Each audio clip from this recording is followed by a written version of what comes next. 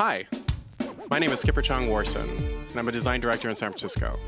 Thanks for listening to How This Works. This is a show where I invite people on to talk about a topic that they know a lot about. And today, I have Sarah Sudhoff with me. We're going to talk about how she works as an artist and her background as a photographer, arts administrator, and photo editor. Thanks for making the time to be here, Sarah. Thanks so much for having me, Skipper. Of course. So, Sarah, let's start with you. And specifically, let's start with pronouns. My pronouns are he and him. How would you like to be referred? Her and she. Awesome. So, Sarah, who are you? Will you tell us a few things? I am an artist, a visual artist, performer, super multitasker, extraordinaire, single mom. Is the multitasker related to being a mom or a single mom or an artist? Where do you find the most leverage? I think it's both. Yeah. I mean, I have to multitask so much. Well, in any position I've ever held, like arts administration, photo editing, you're constantly multitasking. You have to be very strategic and be really good at logistics. Yeah. As a single parent, you have to be extraordinary at logistics. Extraordinary. Yeah. And manage minions very well. And I've started getting my children to make their own lunches for school. That is a game changer. Let me just tell you. Yeah. And is it to the point where they can fully make the lunch, or like you have to go in and double check? Are you in double check mode still, or? They're probably making lunch about once a week. So I'm overseeing, or I'm at least laying out the material or the options for them. And then they're choosing and, Okay. And then, as an artist, I'm constantly trying to figure out, like this week, I'll be updating the website and applying for grants and backing up the computer and organizing the computer and following up with calls and conversations. And, so it's like wearing multiple hats that all come under the umbrella of artist. Right. So just what I heard you say right there, you talked about being a website designer. You talked about being a grant writer. You talked about being an IT administrator of some sort. Mm-hmm. So not just the nuts and bolts of creation, but then also all of the mechanics and the backstage stuff. Yeah, the back end or the administration, which is so not the fun part. Right. But yeah, there's just, it's never ending. And of course, as an artist, I just want to make and play and show. But you have to do the maintenance part to make sure that you're doing justice to the work. Sure. And also trying to get the work seen or recognized or supported in other ways. And I won a grant a month ago now, and I have not started that work because I just came off this one project. I need to, like I said, update the website and do a little bit more with that. Sure. And then I can switch gears to the new project and start figuring out what that looks like and how that's going to roll out now that I've received half the funding. And I don't receive the rest of the grant until the project is done. And I have a year to do it. So another thing that I hear you saying is that all of this stuff is pretty low pressure, right? There's no pressure at all to make compelling work or to, make the right thing or even make sure that your kids have lunches. Like this is all like super low pressure stuff. Oh, well, I have no idea anymore. I mean, I just came off of, can you make a solo exhibition and including 2 performances in a month and a half, which I just knocked out. The fastest I've ever made work in my entire life. Right. And everything now seems easy. That's fair. So talking about stress, I was like, I don't know. I don't. I was like, I don't know.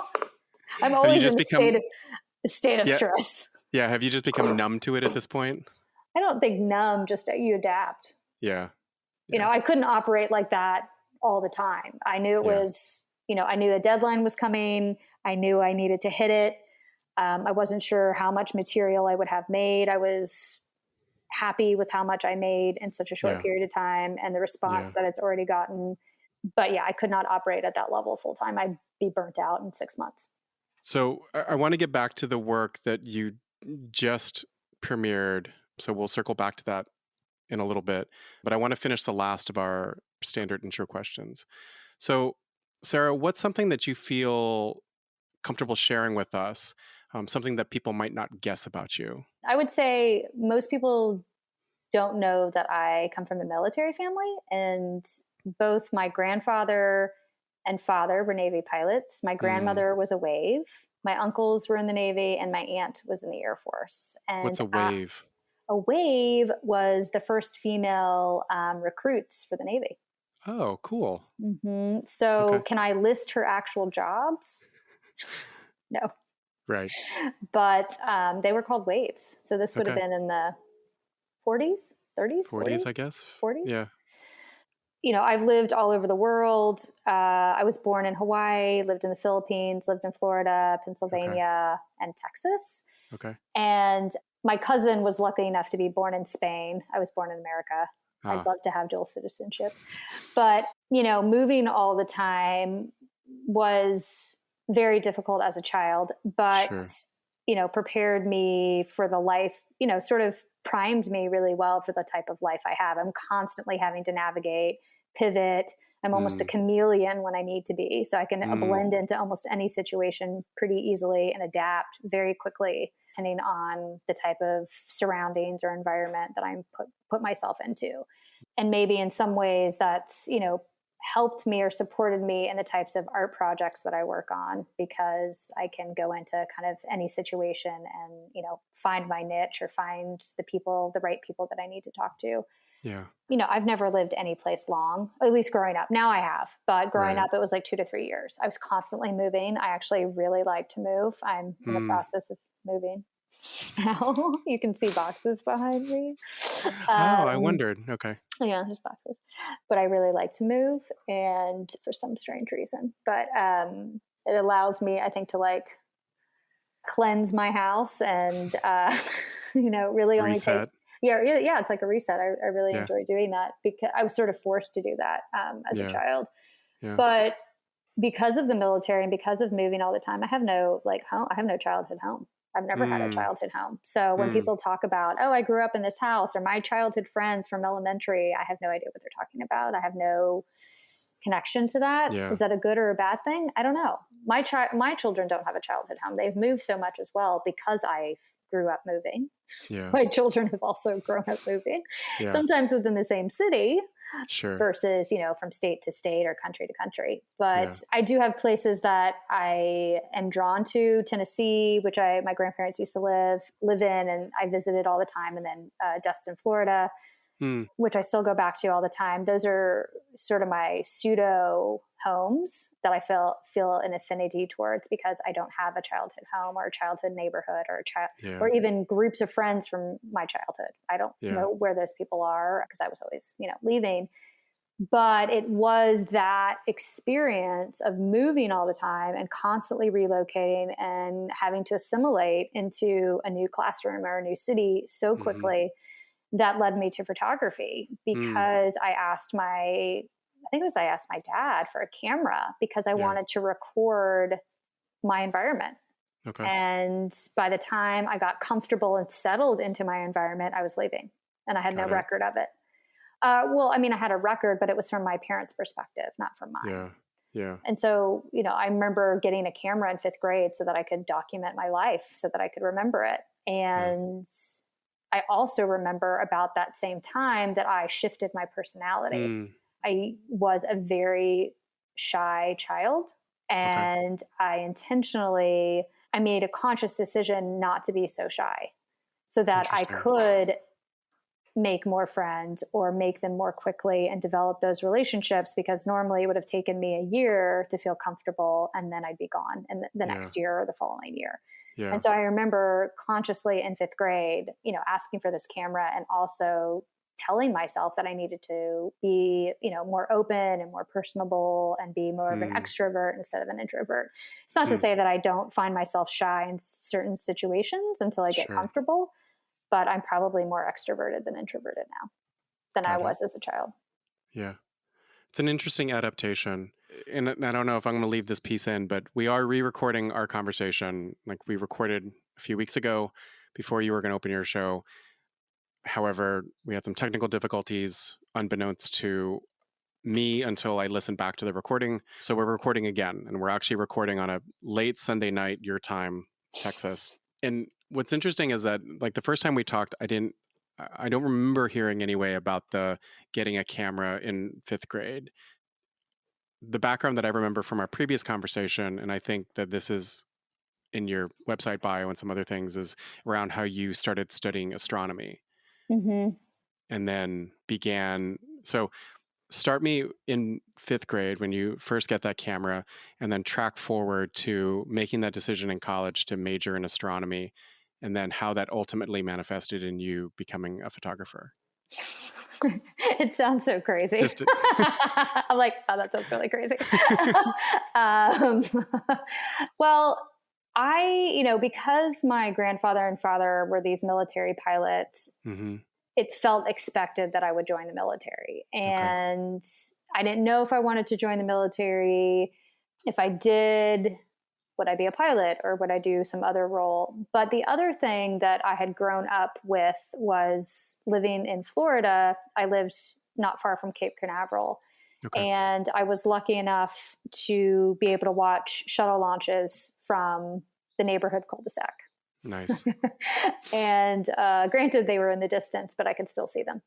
And it was beautiful. And I hope my children get to experience that someday. Although they've watched, the Mars rover land on the television, or actually on the computer, but not in person. So Right.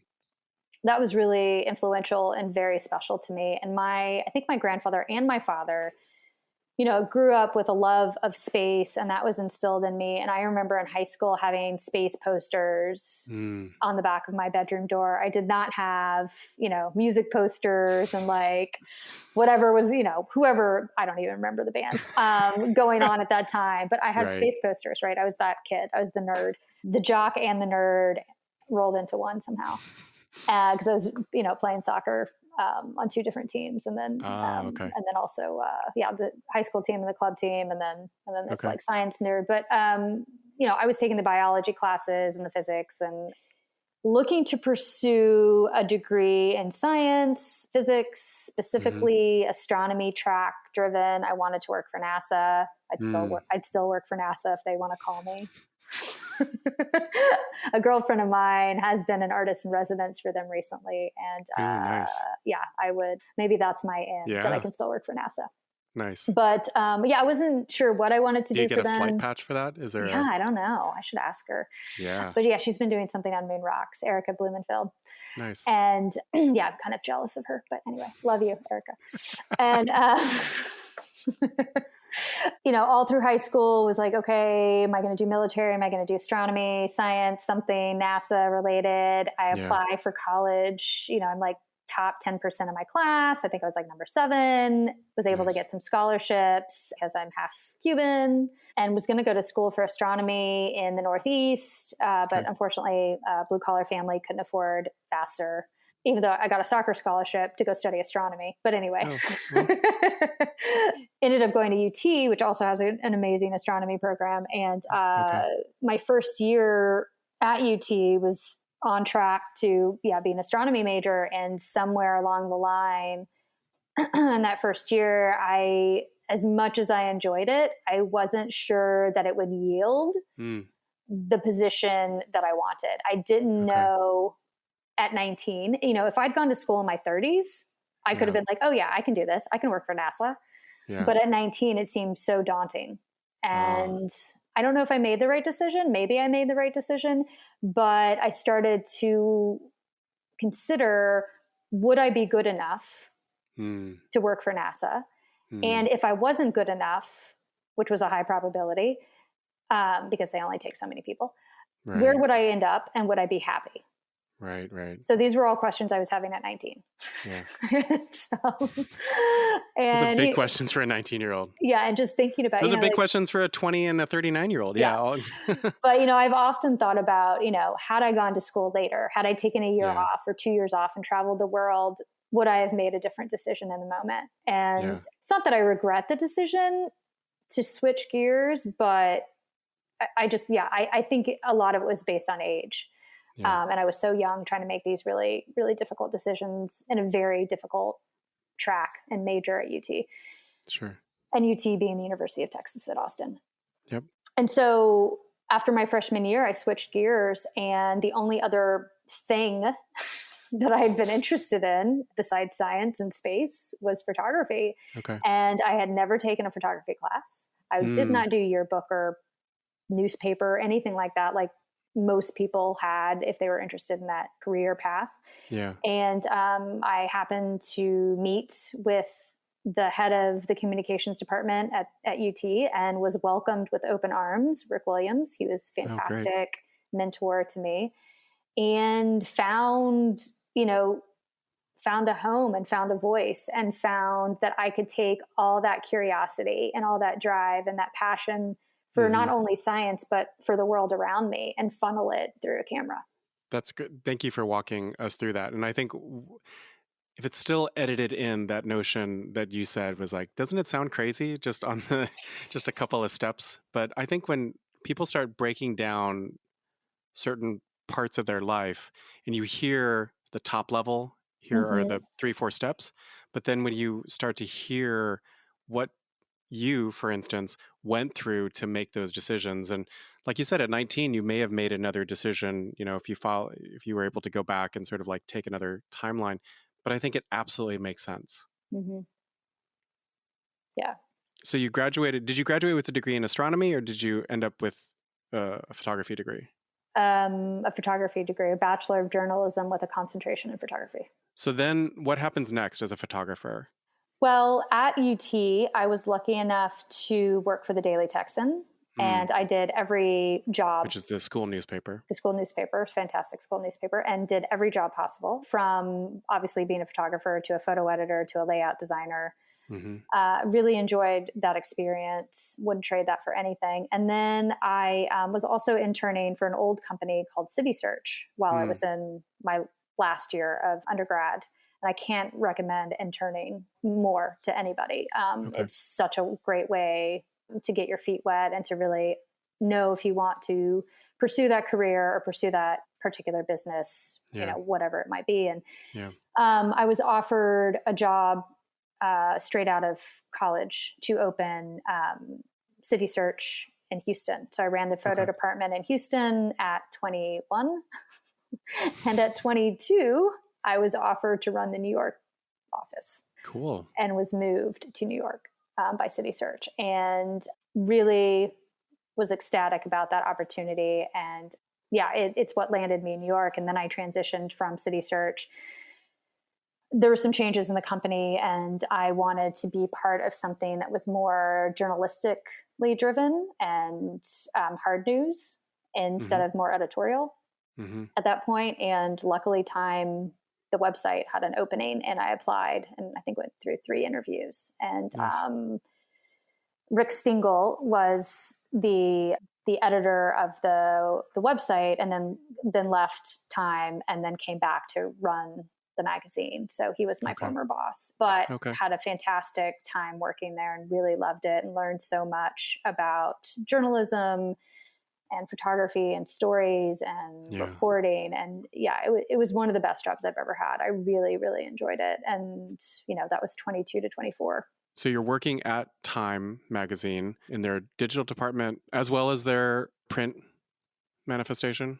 So we had conversations and meetings with the print, and sometimes there was overlap. Sometimes I would reach out to a photographer that was doing something for the magazine, and we would share it online. And sometimes we had online only content. So it was kind of both. I see. Or sometimes I was just picking up stories from The Wire as well that would run also in the magazine, but I was just picking them up from The Wire. And occasionally we would get to assign our own stories for the website, which was also really nice. So it was kind of a case by case, week by week, depending on what we would be doing. And then occasionally I also shot for them because I happened to be one of the photo editors that could shoot, or one of the people on staff for the website that was also a photographer. Got it. So I ended up being laid off when Time and AOL merged. Oh, when they merged.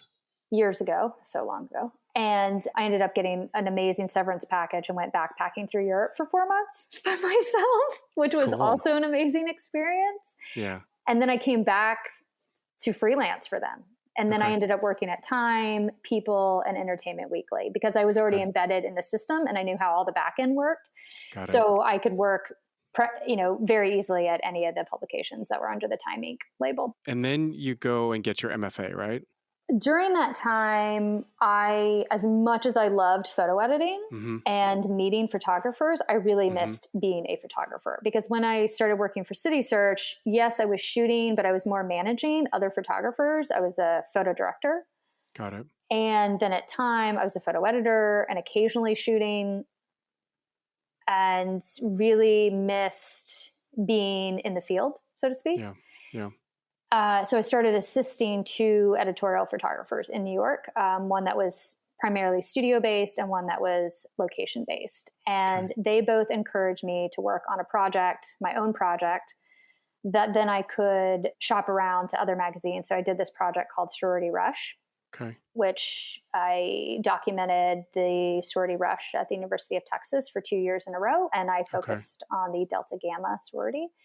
That project is on my website, but because I'm not really doing editorial work anymore, but if people want to see it, I can share it. But it is still syndicated through Redux Pictures in New York. And so it's run in magazines all over the world.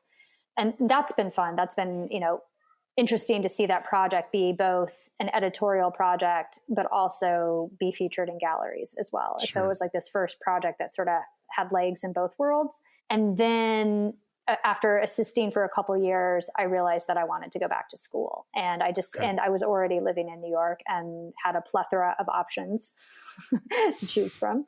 I just had to get in. Yeah. Simple. Photojournalism photographer trying to apply to art school. Yeah, that's awesome. Right. Yeah. Yeah, let's just switch gears. And I had contemplated getting a master's in photojournalism, but decided that, I'd already worked at Time Magazine. What else could I do? Right. Where else can I go? Right. I mean, maybe, the Washington Post or the New York Times or something like that, which are, all great options, or the New Yorker. I would have been happy at any of those places. Right. But I was interested in the other side of photography, the side of photography that I didn't know. That was the fine art side. And what did it mean to be a fine art photographer? And what did it mean to exhibit in galleries? And I had known and met and worked with James Noctaway at Time Magazine, and he was a photojournalist that exhibited in galleries. And so there was a couple photographers that were coming from the photojournalism world and crossing over into the fine art world. And so I had some idea of what that world looked like, but it was still from a journalism perspective and through a journalistic lens. But what did it mean to have a conceptual eye and to create a project that maybe wasn't based in reality or loosely based in reality? And how did that manifest, and what did that look like? And how was the message relayed without captions and a headline and, all these things that I'd learned to do, who, what, when, where, and why. It's totally embedded in me. Yeah. And, not cropping an image, all these things that, are very rigid in photojournalism, which are there for a reason. But what did it look like when you remove those structures or those parameters? What could photography be? And I was in the best city to sort of look at that, and applied to all the schools, and was waitlisted at Parsons, and eventually got in, luckily. Cool. And I was at Parsons from 2004 to 2006. So that's an interesting, and I want to unpack that a little bit, because some of our listeners might not really understand what the difference between an editorial photographer and someone who has work that's displayed in galleries. Can you give me a little bit more of a distinction between what an editorial photographer does versus what a fine arts or more of a conceptual photographer does? Well, I'm going to confuse everybody now, because I really think that there's at least 3 or 4 options. Okay, fair. Okay. So like editorial could mean fashion. Yeah. So for thinking like Annie Leibovitz, staged fashion. Yep. Editorial can mean, as I mentioned, James Noctaway. Okay. So James could shoot something for Time or Newsweek. Okay. So that could also be editorial. Yep. Then the photographers I was working for were also considered editorial. Okay. But they were staged.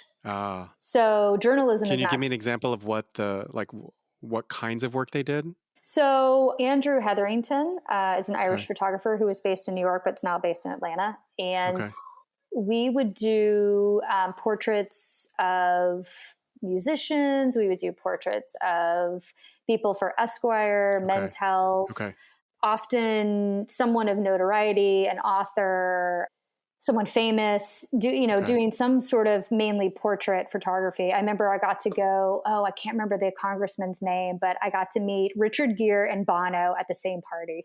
Ooh, nice. With this photographer. And he was photographing Bono and the congressman. And I was walking around holding the light as he's photographing. So in some ways they were staged, but these were real events or real people, and he was documenting them. Yeah. But adding light and asking them to pose and things like this. Yeah. So that's also editorial. If he had gone to just document the party, and not asked anybody to pose, that would be more journalistic. Oh, interesting. Okay. And then, fashion can be editorial. What Andrew was doing, these, staged portraits could be editorial. And then Aaron Goodman, who's still based in New York, he is a photographer and photo illustrator. So we were doing time covers and ESPN back pages. And so a lot of times it was all shot in the studio, and most of the time he was adding some kind of photographic illustration on top of the original image. So interesting. Putting people in a wheat field, or putting someone who's actually on a motorcycle, but the motorcycle is spinning and fire shooting out of it, or, adding some kind of surreal aspect to the original photograph, which was shot in the studio. If it appeared on the time cover, it would say photo illustration. Right? It wouldn't say photo by, it would say photo illustration. Got it. For the ESPN, it was always something crazy with like some athlete, or either the real athlete or superimpose their head on a body, things like that. But they were always really fun and kind of out of this world. Okay. But that was also editorial. Yeah. There's a lot more in editorial than I thought. Yeah. Yeah. I mean, you just pick up any magazine and that is editorial. And what's in the newspaper is journalism. And sometimes they cross over, especially if it's like a news reporting publication. Sure. So it just depends on the publication. And then you've got the world of fine art, which can be in a magazine, because I've had my work in a magazine. Yep. But most fine art photographers are producing work to be exhibited in a gallery, maybe produced in a book. Sold to a client. They do, or collected by a museum.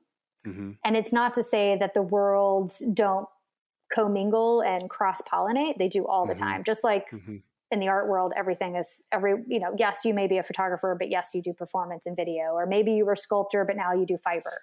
I mean, everyone's sort of like cross-pollinating. And that's just, I think that's the way it is in any career, any medium, or anything that you might be doing out there. But, I think you start off in one department or one venue and you sort of morph into others. And so, I started in journalism, then I went to publications and editorial, working with these photographers. And then I went to fine art, and then they've all kind of collapsed and folded into one another. Fair. I don't really show in newspapers anymore. But so for obvious reasons. Yeah. Unless it's a review. Right. So I love that we just sort of broke everything down, and we brought at least up to speed a little bit in sort of where you are, that everything is this, it sounds like a melange, right? Of the work that you're doing, that's part self-expression, part documenting, part data science, and, breaking apart what are, the component parts of some of the materials and ingredients that you have utilized within the work that you've done, telling stories. So there's a lot more that comes to light. Do you want to talk about either the most recent project you've done, or pluck out one of the other projects to use it as an illustrative point? So you mentioned like data science and data visualization, and, for a long time, looking back at the projects that I've done, I'm very aware of my journalism training and how it's informed work. And as a photographer, even when I left journalism, I was still collecting information. I was visually, I was, comparing and contrasting things in hospitals or Gotcha. places, and maybe not even intentionally doing it. It was just subconsciously happening. Mm-hmm. And so when I made an effort to collect data, and Mm-hmm. specifically working with Memorial Hermann here in Houston, the Life Flight Project, which is their red helicopter system, which is the first medical helivac in Texas. It was the first one in Texas, and it's the busiest helipad in the country. Wow. And Memorial Hermann has 5 bases and 19 choppers. Wow. Yeah. They're not all in operation at the same time, but that's how Sure. many they have in the fleet. Right. And And that's just for the city of Houston? that's just for the city of Houston. Wow. That's a lot. So, traffic is like any city, like LA, New York, whatever, Chicago, traffic is bad. And I feel very fortunate that, should I need one, they exist. Yeah. And living in San Antonio, which I lived in prior to coming back to Houston, I lived in between the Life Flight. It's not called Life Flight there. It's called like Air Life. From downtown San Antonio to the Med Center, I lived in the track or the path of it. I also lived near a military base. So I could hear the military planes and the medical helicopters at the same time in the air, which was very interesting to me. And when I moved to Houston, I realized how many more helicopters they had. And I was like, what is going on? Who are these helicopters? Mm-hmm. What's the story? And it was Red Duke who started Life Flight here in Houston. Got it. And you can look up him, but there's, they did a lifetime special, Trauma in the ER, at Memorial Hermann with Life Flight. And there's been books and shows and all kinds of things about Red Duke. Yeah. But I was very interested in learning not only more about the helicopters and the history, but also tracking their movements. And I was able, after a year of persistent phone calls and emails and visits, to get flight data for 1 month. I had wanted flight data for a year, but I got it for a month, and was able to, with the support of the Houston Arts Alliance, received a large financial grant to create a project with this flight log. And I created these kinetic kites that loosely reference helicopters and have the flight paths from the point of origin, literally where the helicopter took off, which base, where they picked up the patient, and where they dropped off the patient. And then the next iteration of that project, I created other kinetic sculptures which moved and either blinked LED lights or had pressurized pumps. And this was, I was making this before COVID, but it came out right during COVID. They looked like ventilators, making work based on patient vitals collected on board Life Flight. So not only did I have these patterns, but I also had patient vitals, which were heart rate, breath rate, and pulse. And so I was making sculptures and images and textiles and kinetic sculpture, all based on data. So I was given, a month of flight logs and made a series of works. And then I was given 11 patients worth of data and made 11 works based on those people.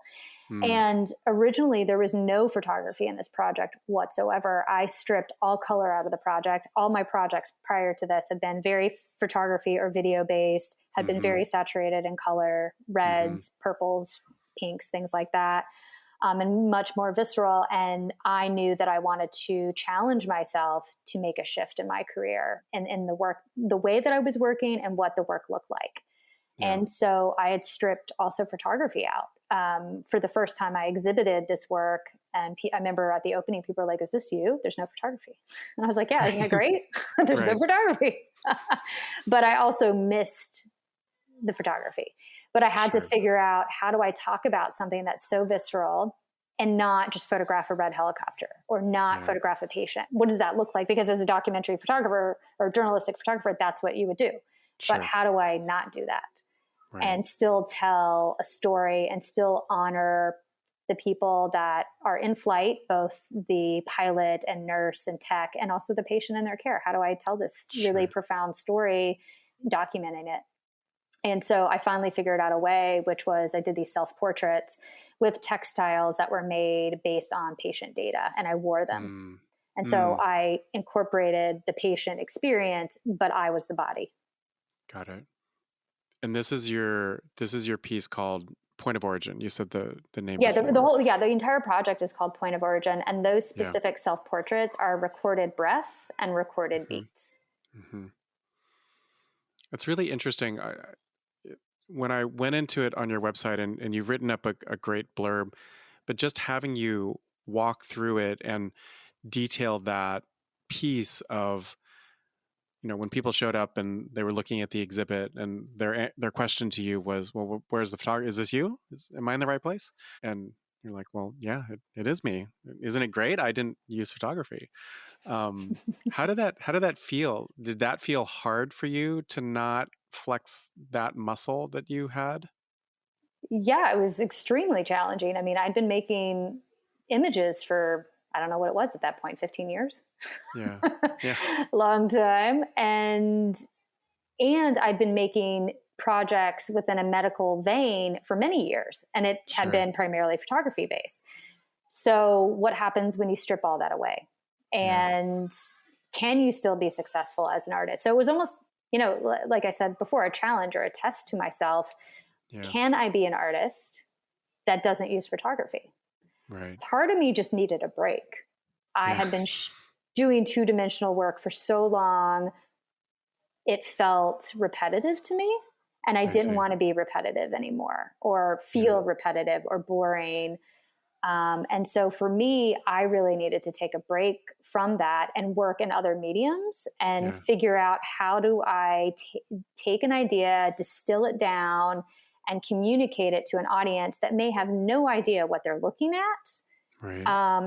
Have no reference point or understanding of life flight, or have any interest in it. And, for me, I was trying to combine that military upbringing, because these medical helicopters come from Vietnam. And actually most of the life flight pilots are former military. So there's that interesting side note. And they go under really rigorous training to be a life flight pilot. Yeah. But then also my interest in the medical. So this project, Point of Origin, combined those two interests for me into one, which was really exciting. And then on top of it, how do I do this project without photography? And it exhibited for the first time in 2019 in Houston. And then the second time it opened in March of 2020, right before, literally the week the pandemic shut down Texas, which was awesome. And, but 2 weeks before it opened, I got sick and was in bed from, the stress of preparing this 20-piece solo show, the largest solo show I'd ever had. And I had those textiles that I did the self-portraits with. It's one textile. I had it sitting next to my bed, and I was like, I wonder what happens if I wear this thing? What else can I do? I'm in bed. And I set up the camera, and there were the images. And but they were added. They were printed and framed and delivered to the gallery the day it opened. Wow. But, I wasn't going to add photography just because I could, right? It had to be the right piece. And it did not come until 2 weeks before the opening. Yeah. But it's there now. So, and I'm really happy. That's interesting that you found it also serendipitously. Yeah. You weren't planning to find it, and yet it kind of found you. Yeah. I was laying there in bed, and I was trying to create some kind of sculpture with this textile that we'd made based on a patient pattern, these vitals. And we had fed it through this program called Touch Designer, and it made this like circular pattern. You could feed in the numbers and play with it. It would spit out different patterns. And I was like, I really like this radial pattern. I want to make that into a sculpture. And I found someone to help me do this. And we bleached this stainless steel textile. So it bleached out the cotton or linen, and it left this really delicate stainless steel structure. So what you're looking at is technically a textile that's been half bleached. And so you see the black ring or the black, edging, and then the rest is where it's been bleached. And I was trying to find some kind of structure to hold it properly. Couldn't figure out what I wanted, and kept playing with it. And the person who helped me make it, I was like, just leave it with me and I'll try and figure it out. So I put it next to my bed so that I could look at it every day. And then I got sick, and then, had my camera in my room and was like, okay. And then literally the background of those images, I have an organic mattress, and it had two parts. And so I didn't have a white backdrop. So I lifted up one part of the mattress and I'm like literally sandwiched in between the mattress with this huge window in my room and a camera and this thing on my face and my chest. And there you go. Wow. I know people are like, is this in a studio? And I'm like, no, it's in my bedroom. Available light. This is what you can do because I was trained as a photojournalist. I can shoot in available light. That's right. So take us to your most recent work. Your show opened, and as your point of origin, you talk through that. It sounds like this show was also very complicated. Can you give us a summary of what the show is about? It started off as a response to somebody else's work. This really great painter, Deborah Brown, based in New York City. And it evolved into an exploration into my Cuban heritage. So I was asked to create a performance in response to Deborah's work, but then I was asked to create a solo show in addition to the performance on a month-and-a-half timeline, which anyone listening out there, easy. Sure. Yeah. Not just one, but two. Yes. Yeah. And I like challenges and I like pushing myself. And so I accepted. And, could I have made something that was aesthetically beautiful in a month and a half? Of course. Sure. Right. But I wanted to make something that was meaningful to me and something that comes from me, my life and my story. And so I was able to harness or really quickly figure out that I wanted to do something about my grandmother. Okay. My abuela, who came from Cuba, and her name was Jorgelina. And my daughter is named after her. Her name is Georgina. So that's the English version. And nice. I had in graduate school, shortly after her death, done a self-portrait outside her grave where I was looking at her grave. And my middle name is Antonia. So it's Jorgelina. My mom is Barbara Ramona, and I'm Sara Antonia. And my daughter is Georgina. Okay. And cool. So I named that portrait Finding Antonia, trying to find, this link to my Cuban heritage standing outside my grandmother's grave. And I knew most people have never seen this image. And I was 25 or 26 at the time. And when I had this opportunity from the gallery, I knew that I wanted to revisit her grave and I wanted to do a performance. And I don't know how, but I guess I tapped into the right thing at the right time and asked the universe, and the universe responded and said, you need to go wash your grandmother's grave. Like it really said, it didn't say that to me, but that's what I felt. Like I felt this impulse, and it was Easter weekend. And yes, I was raised Catholic, and it's all the symbolism is there. I'm Buddhist or becoming Buddhist now, but anyway, that's a side note. And so, on Easter weekend, I go down to Corpus. Okay. More Catholic symbolism there. Right. I go down to Corpus. I drive in the morning. I get in at about 11. I unpack the car. I set up a camera and take a little bucket of water and some white cloth napkins. And I proceed to wash my grandmother's grave to honor her. And to say thank you and to show care and reflect on her life. So the entire time I'm washing not only the wall, the granite wall that she's in, but also the cement in front of her grave, sort of like preparing the site in a way. And, when I was looking or asked to respond to this other artist's work, I was thinking a lot about performance art and performance artists and working with the land and working with the body. Sure. And, what was it in my life that I could tap into? And I was specifically looking at Ana Mendieta and the performances that she did. And was there something I wanted to do in the dirt? And I think that's kind of what led me to think about the dirt. And even though my grandmother's not buried in the ground, she's in a wall, it still led me to her grave and the idea of the washing and it being invisible labor and invisible care that you only know I did it because I recorded it. Otherwise I would just be telling you about it. Sure. and I hadn't been to her grave in years, and Mm. I don't go to Corpus often. My father still lives there, but I don't visit it. I don't visit the grave often. And so it was very special for me to go back. And, I'm sitting there washing. I basically did it in one take. It was 6 minutes long. Wow. And my knees really hurt when I got done. And I, pulled up my dress that I had on, and I had marks all over my legs. And I was like, Mm. that'll make a good picture. And because of, The photojournalist. Yeah. the photojournalist documenting the action, who also does self-portraiture. And I was like, okay, I got this. I'm in the grave, in the cemetery, hoping that like no one stops me. I'm like, okay, I've done my performance. I watched it really quickly. I was like, okay, that's good. Moving on. Yeah. And so then I documented my legs. Okay. And then I was like, I wonder what happens if I stand in this bucket. And then I did another picture, and the wind picked up and it like blew my dress like a sail. And then I ended up calling that picture Finding Antonia. So that's the one that you'll see. You won't see the red dress version from when I was 26. You'll see the white dress version from when I'm 43.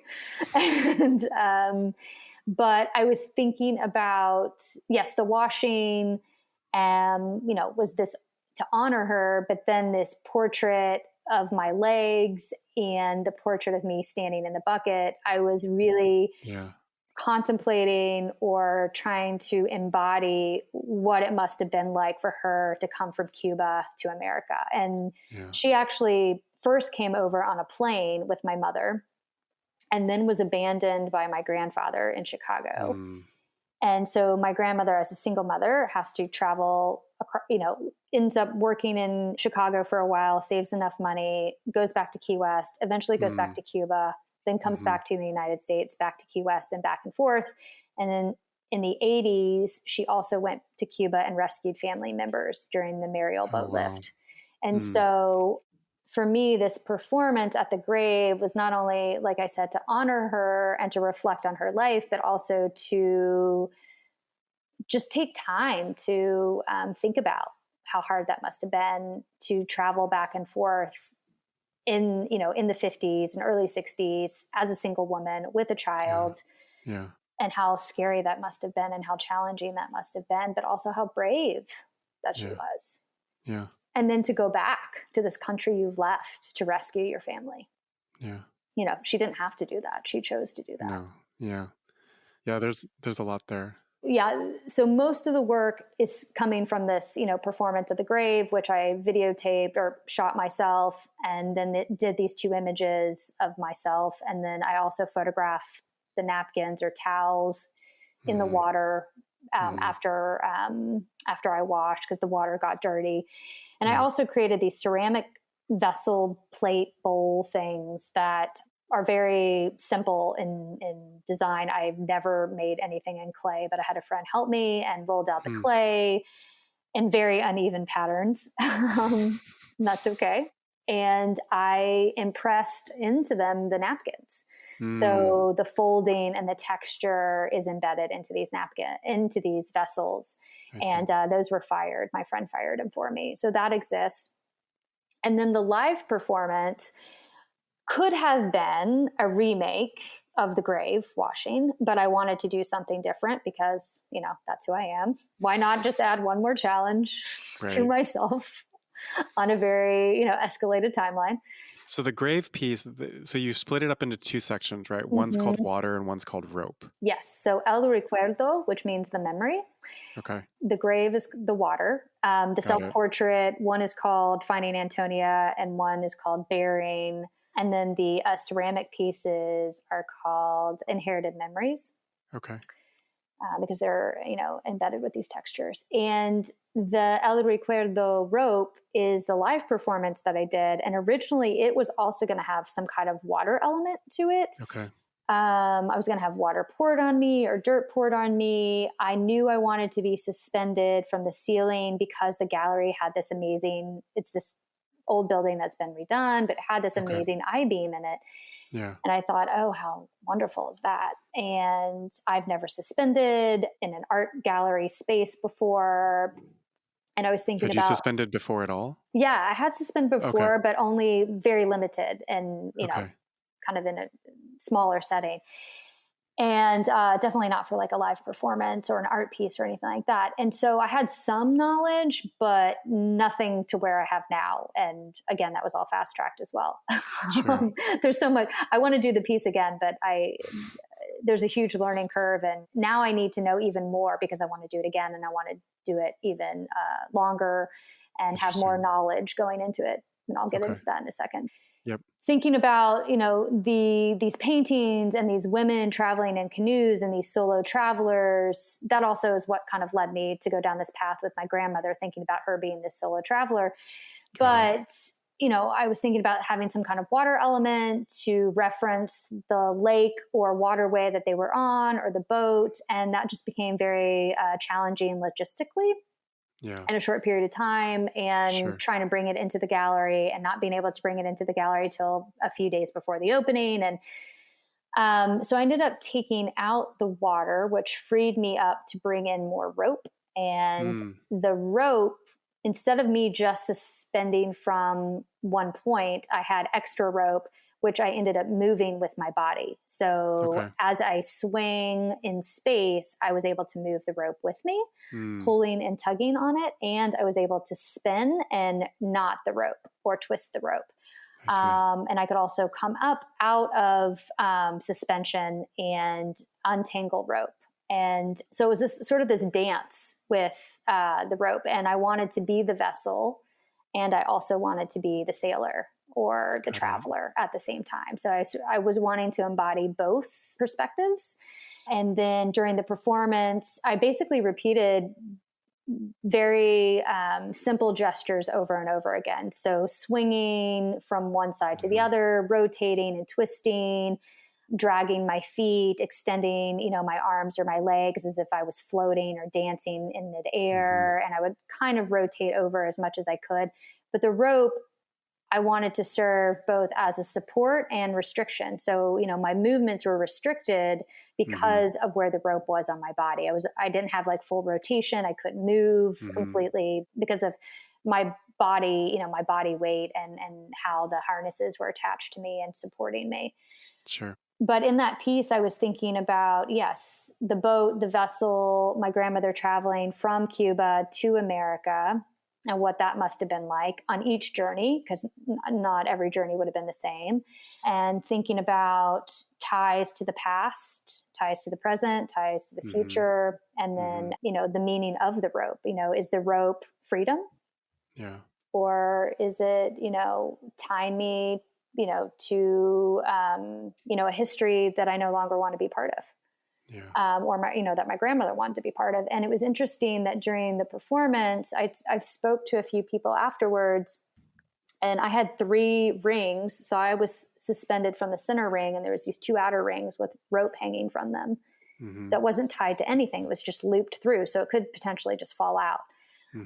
And I liked the fact that I was able to pull on these ropes as if I was on a ship and moving them and adjusting them. But then when the ropes would get tangled, because I was spinning and moving around for half an hour, and I would get up and I would start to untangle the ropes, people gave me the feedback that they saw that as taking the Cuban and American history and sort of separating those identities, which I thought was kind of really interesting, that, people read other things into it based on my gestures with the rope. And I've never worked with rope before in my entire life. So I'm really excited to kind of keep exploring, like, okay, this was the first time I did this performance. I did it in this space on Friday, and then it was live on Saturday, which is crazy as well. I would have liked to have been practicing for an entire week in this space. Sure. So, when it's at MoMA, I'll be practicing for a week, maybe 2. That's right. Maybe 2 weeks, with some breaks in between. But yeah, I want to add more elements. I want to add in probably even longer. I want to record. How long was it as it was you 30 minutes. it? It was actually 30 minutes. Okay. But so maybe it's not that it's longer, but just maybe there's more variation. Maybe there's there was a loose sequence, but it was more just improv of specific motions or gestures. So maybe there's more of a sequence. I don't know. But something I do want to do is definitely change sort of the cadence or the rhythm of the piece. So it goes up and down more. Yeah. And then I want to record someone humming or singing Cuban songs or Cuban hymns. And then that way I can also know what time mark I'm at in the performance.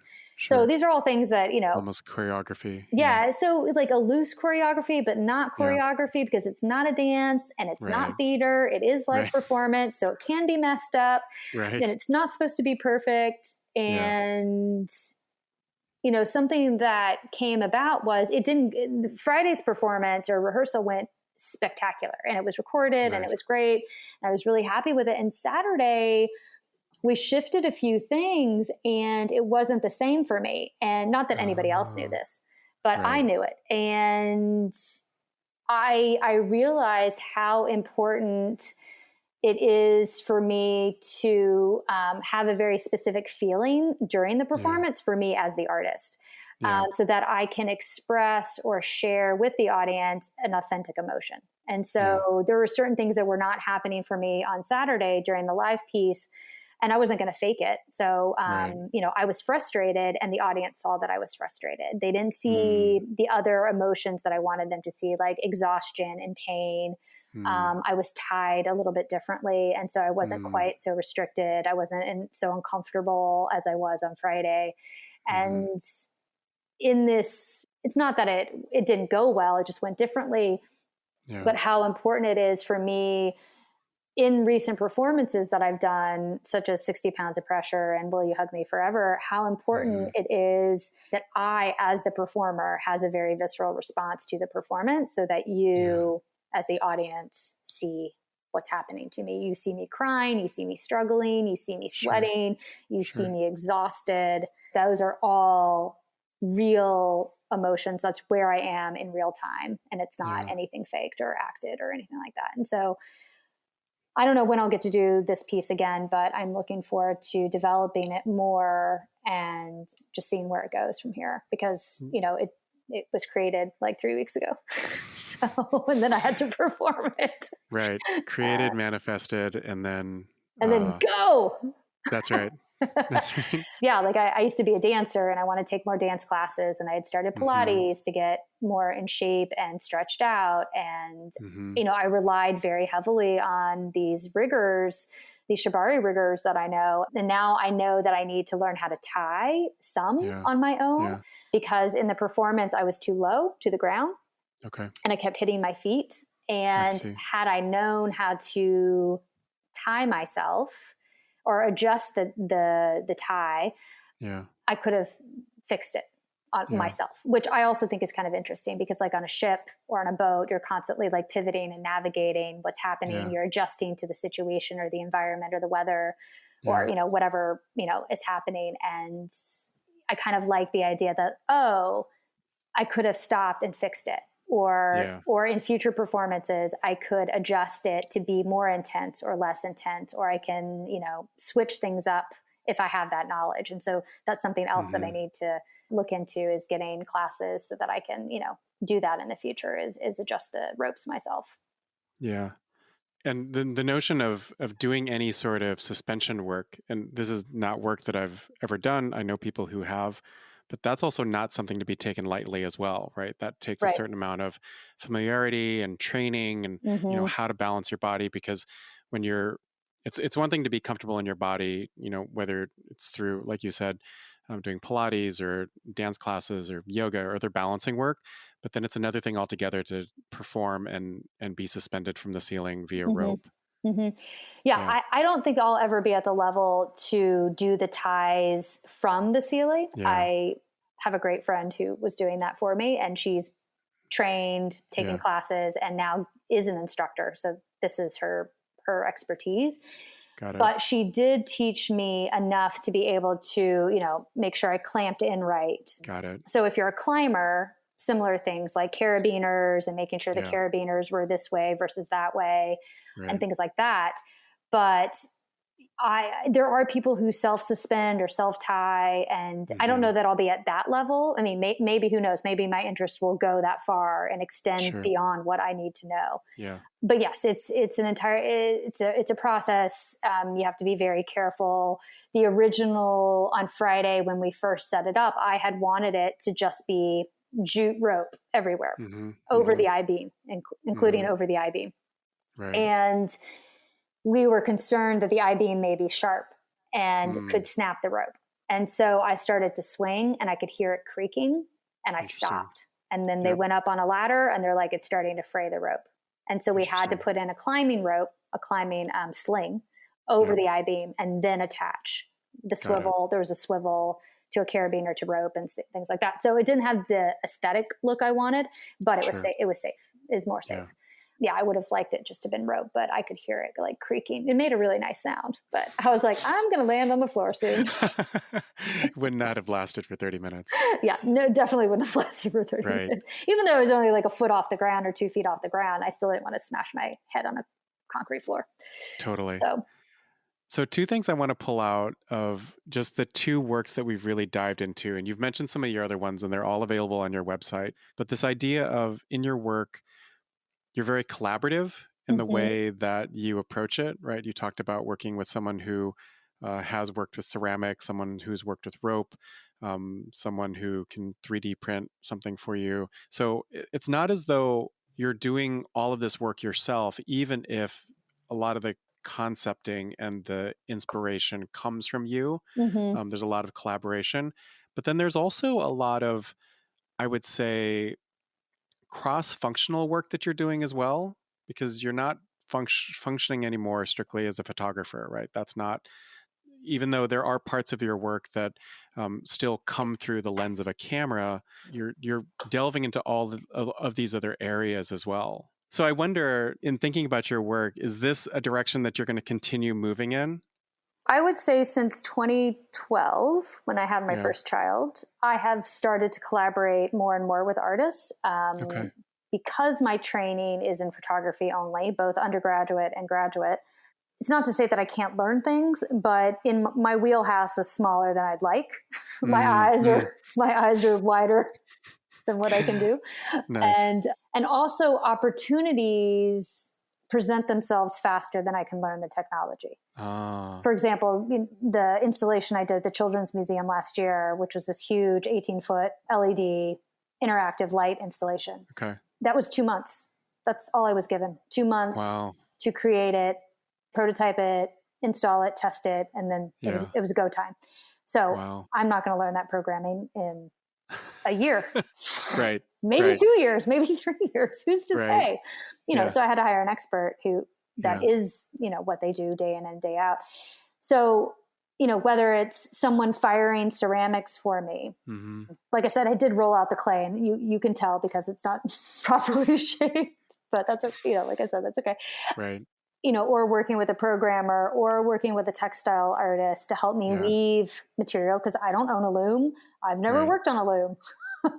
Again, not an easy thing to learn overnight, right? So I'm fortunate that I keep having these opportunities to make work, but if I want to make the work, I have to find people to help me. And there are artists who, and I think this applies to lots of disciplines or professions, is there are people that are purists and they only, if they can't make the work themselves, it won't exist. And they'll figure out something else that they can do that is in their wheelhouse. Versus I want to make the work that best suits the idea. Whatever the material is, whatever the medium is. I don't foresee myself going into painting unless I'm using my body in some way. I'm interested in a lot of materials and mediums. And if that's what's best suits the idea, then I'm going to find somebody to help me. Got it. And so, yes, in some ways, it's almost like a photo editor or an art director. It's like, okay, I want it to look like this and I want it to be this material. Can you help me make it? Yeah. So I see myself continuing in that way just because of the nature of the types of projects that I'm doing. And then continuing, yes, to use photography, but not necessarily always in a traditional sense. photography, sometimes it's a photograph and sometimes it's a document of a performance. Yeah. And they both, I think, have a place, and I love them equally. But yeah, most recently, the pieces that I've been doing have been performances that have been documented through photography. And during the pandemic, I read this really great journal by Kathy Odell called Contract with the Skin. And it's beautiful, and it talks about performance artists from the 70s. And I think the subtitle is Masochism and Performance Art of the 1970s. I found myself in that book, I think. And I was like, oh, that's who I am. That's what I'm doing. Okay. I understand myself now.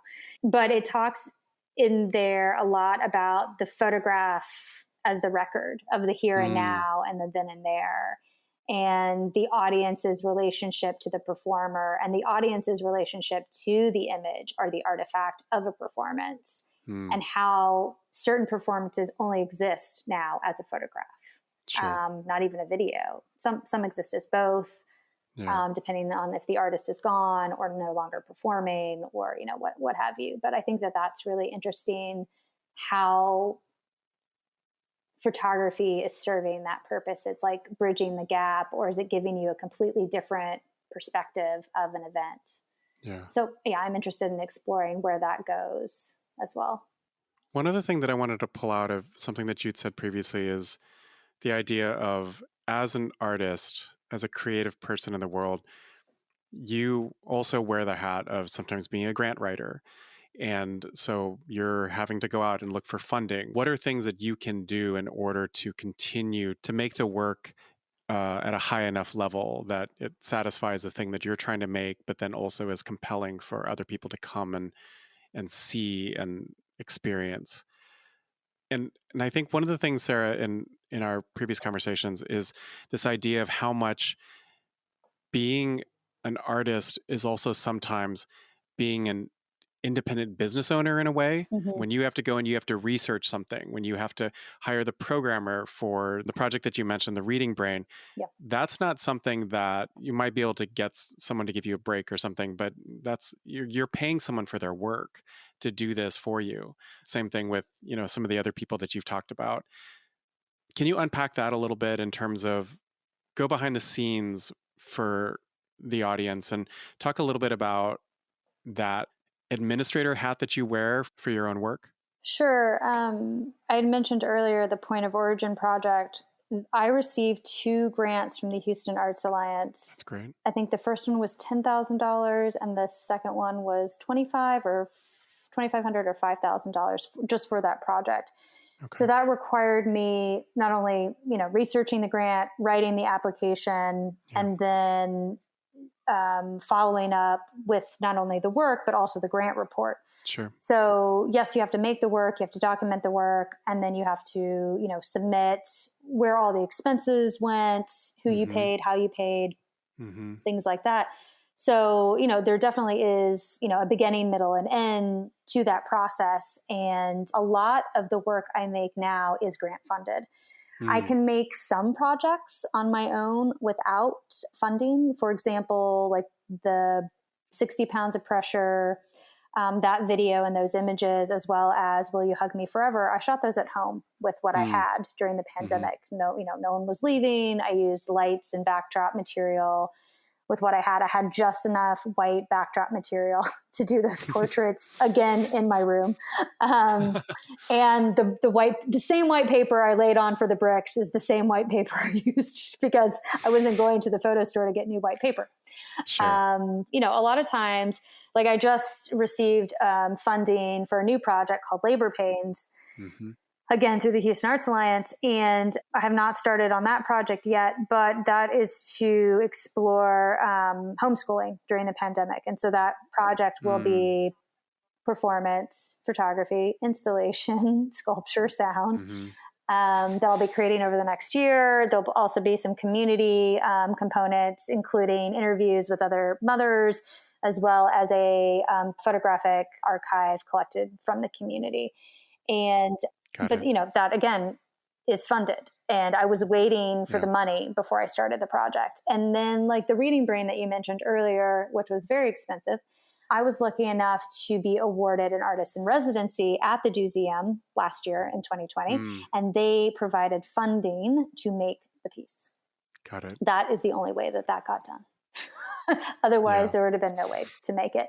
And I mean, I do some stuff on my own. Like, for example, I had an exhibition at the Blaffer Museum this year with some of the projects I mentioned earlier. I still had to produce it, get it printed, get it framed, things like that.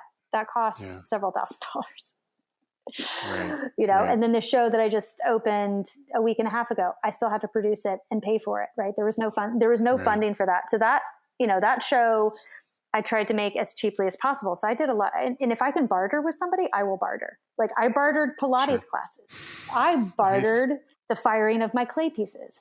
I printed one of the photographs at school. I shot the stuff myself, like if I can do it. Right. And then my friends who did the tie-in for me, I bartered with them.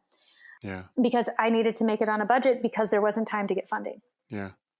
It's almost like, to put it in another terminology, it's almost like art as minimum viable product in a way, because you're just trying to get this like stood up and put out into the world in a way where people can react to it, right? And then there will be iteration down the line, like you said. And I mean, yes, so grants, residencies that pay, and then selling the work. So I just recently got representation through Nancy Littlejohn Fine Art, which is really exciting. And that's where the exhibition is on view.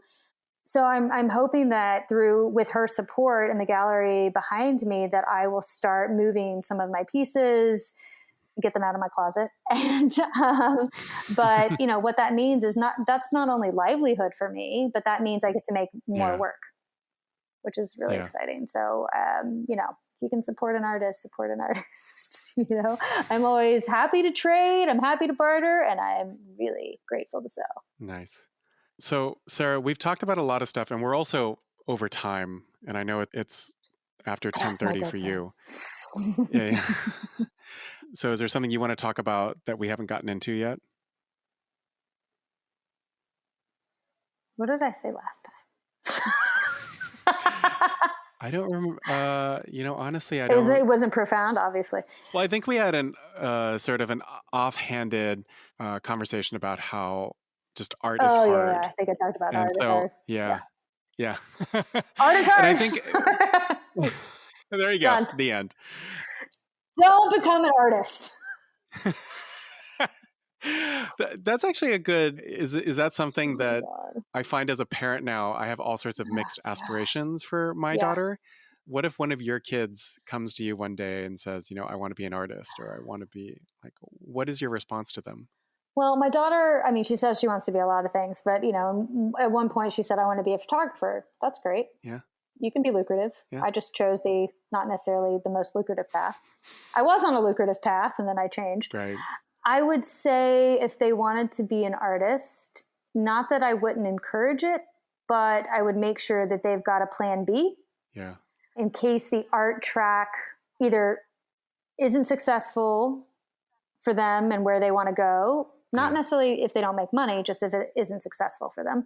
Sure. That they've got a backup option, or that they choose a career which allows them time and space and financing to be an artist that they also find they're equally passionate about, whatever that might be. They could be, an educator and still be an artist. There's lots of things that you could do and still be an artist. I have friends here in Houston who are, work in a lawyer's office, or they, they work someplace part-time as a curator, whatever they do, and they're still an artist on the side. I'm currently only an artist, and that's more having to do with the pandemic and that most of the jobs that I applied for evaporated. And I'm still, I was teaching, and that's, ended, the semester's ended, and I'm not sure if I'll be getting any other classes. So right now my full-time job is as an artist, and I might be going back to some commercial photography, to fill in the gaps. But, I think it's wise, no matter what you want to do, whether it's be an artist or something else, that you've got a plan A and a plan B, or two options that can support one another, whatever those are. Some months this might be, one thing might be really great. And then some months or years, the other position or other career might be more fulfilling or more fruitful. Sure. So, yeah, I mean, I think both of my children are very artistically inclined. Ideally, I'd like to see them funnel that through something else, not just pure art, Right. because being an artist is so grueling. It is absolutely Yeah. grueling. If anyone tells you otherwise, they're just blowing smoke. You know, like I was talking to my mom today. I got 3 rejections this week, huge rejections that I'm pretty devastated about. I'm sorry. Both residencies that had money and grants and things like that. And you have to just, okay, I'll Just keep plugging. going and apply for another round and apply for another round. And, you know, like my job is to look for stuff and apply for things and get rejected day in and day out, right? Because I don't get rejected from everything, right? It's just, it's a numbers game, and the right team or committee or jurors or whatever it is, right? You have to fit in, that you have to be what they're looking for. You have to fit in with the other artists. You know, there's so many factors that these things go into, and you can't take it personally. I mean, you could always do better. I know that I could always do better, and we could all do better. It's also sometimes timing, right? Yeah, sometimes it's timing. You can apply for the same thing year over year, and then one year landed, and the next year I'm going after Guggenheim. Okay, so I mentioned MoMA earlier. I'm also going after Guggenheim this year. Nice. Yeah, I've never applied, so here we go. Like, I'm finally at that level that I can feel worthy of applying for a Guggenheim. Okay.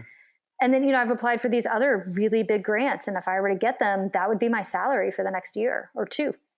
Right. And so, which would be great. But, you know, you've got to have enough self-confidence and enough sensitivity and be humble, but also a thick enough skin to take it, to take the rejection and to keep plugging and go, okay, this idea is really good, or this idea is shit. Yeah.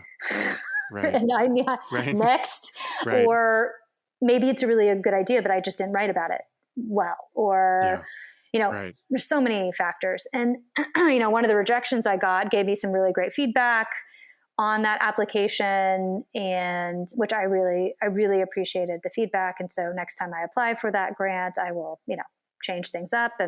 And like I said, you have to keep picking yourself up and putting yourself out there, and it's not for everyone. Yeah.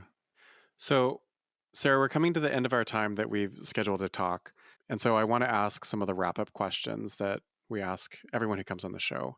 Is there something that you would tell yourself, like if you could go back in time and be the astronomer? So you could go back in time and tell yourself some nugget of knowledge that this is the thing you should do. Oh my God. Or something you wish you would have learned earlier. What would that be? I've been fighting my entire life for people to stop putting me in a box. People try and put me in a box all the time. And this could apply to anyone and any aspect of their life. But there are people close to me in my life that still say to me, when you get a real job? Oh. And I'm like, this is my job. And that is so hard to hear. Oh, you should apply for this, you know, some corporate, not that I've had plenty of corporate jobs. Right. But they don't feed my soul. And sure, I've done them because that's what needed to be done. And I was, you know, trying to take care of my children and pay bills and get health insurance and et cetera, et cetera. But to be more, I guess I would go back and tell myself that when if you want to call it intuition or knowing, or I don't know, an inner voice, like to not be so afraid. And yes, people are going to have their opinions and they're going to want what they think is best for you, but to not be afraid to make the harder decision. Yeah. To follow your intuition or your voice. And if it means you don't fit into a box, you don't fit into a box because quite frankly, they're boring. And you know, and who needs more of the same? Right. Yeah. So you mentioned a couple things just through our conversation that you mentioned the book about performance artists, but what are 2 things that you're reading or watching or listening to right now that you're super into? Am I watching anything? No, I'm not watching anything.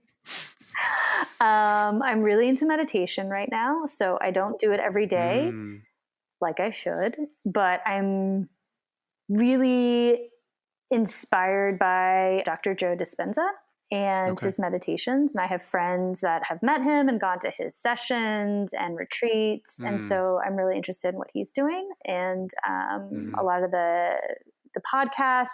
Oh, I guess I'm listening. He's got a bunch of books. One is called Becoming Supernatural, and one is called Breaking the Habit of Being Yourself. And you can find them free online, which I really love. You can pay for, you can join him, become a member, download meditations that he does. He's got free meditations online, and then these audiobooks, which I actually listen to in the bath. So that's like my special, like I'll take a hot bath and then I'll, let them roll. Because it's like, they're like 10 hours, the audiobooks, 10, 12 hours. Okay. So, it takes me a while to get through them, but I enjoy listening to them. And I find that they've been very helpful in talking about, letting go of past experiences and really trying to manifest, a different life for yourself. And, that's something that I'm actively pursuing. It's like, okay, if I want that show at MoMA, how do I get that show at MoMA? I have to start visualizing it and other things in my life, and being more financially stable as an artist and being more successful. And, now I have gallery representation, which I didn't have 2 months ago. I can't say it's for everybody, but if you've got the time and you want something to listen to in the bath, I highly recommend them. You're not going to be sorry you listened to them. So we'll link to them in the show notes. So Sarah, where can people find out more about you? We're going to link to some stuff as we're promoting the show and then during the week that your show comes out. But where can people find out about you? I have my website, which is www.sarahsudhoff.com, and that's SarahSudhoff.com, and then also on Instagram. So, and it's just Sarah Sudhoff. Okay. Well, Sarah, thanks so much for taking time. I really appreciate it. Of course. Thanks for having me back. And thank you for listening to How This Works.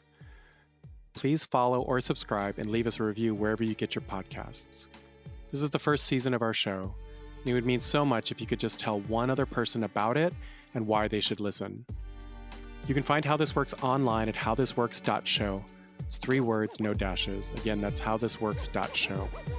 We're also active in the places where social media does its thing. I hope that you learned something from my conversation with Sarah today. Even for as many years as I've known her, for sure I did. And we'll talk again soon.